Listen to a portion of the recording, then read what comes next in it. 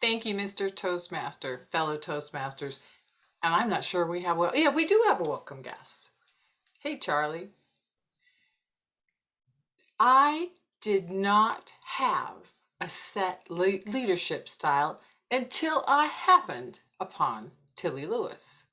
Like Tilly Lewis, who had no role model of femininity, I garnered my leadership style from famous men.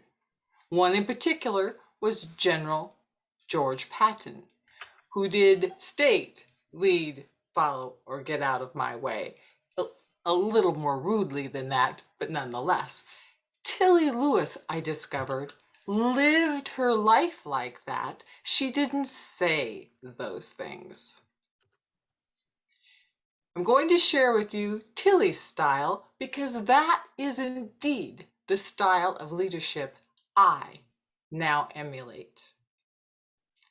Unlike most noteworthy women of her time, Tilly Lewis did not sew ladies' hats or dresses, whip up facial creams or cosmetics. She didn't bake cookies or candies. She didn't enter beauty contests or march for women's rights.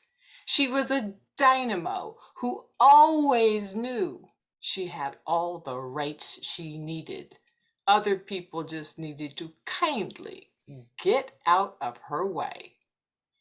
Born in 1896, the stellar Tilly Lewis was an ethereal spitfire, climbing the corporate ladder in her silk dresses, high heels, and pearls. She refused to give up her femininity while battling men and a society absolutely bent on sending her out of the corporate room and back into the kitchen.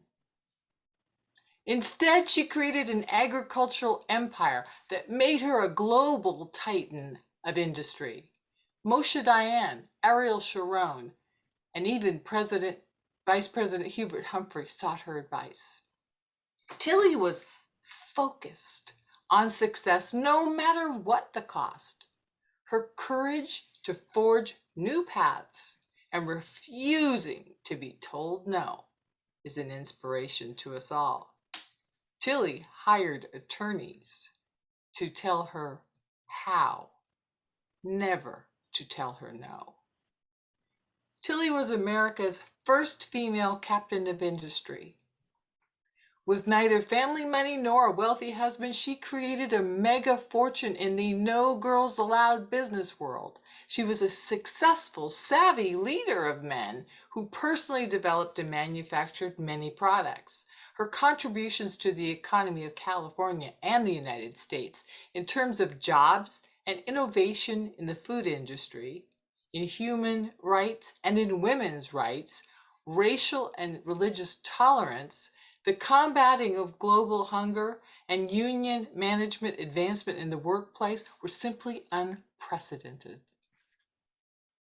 Folks had strong opinions about Tilly Lewis.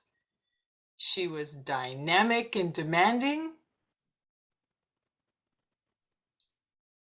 She was either dearly loved or completely loathed. There was little middle ground. She was a feminine force to be reckoned with as she built a food industry empire in the midst of the Great Depression with a tenacity, with passion, and focus. A feat that she deemed time and time again as simple common sense. She created innovation in products, processes, and policy. They were all second nature to this fiery little redhead. Man, woman, black, white, Christian, Jew, they were all offered opportunities to grow right along with her and with her companies. Tilly Lewis put her employees first, always, and they returned the favor. Most worshipped her.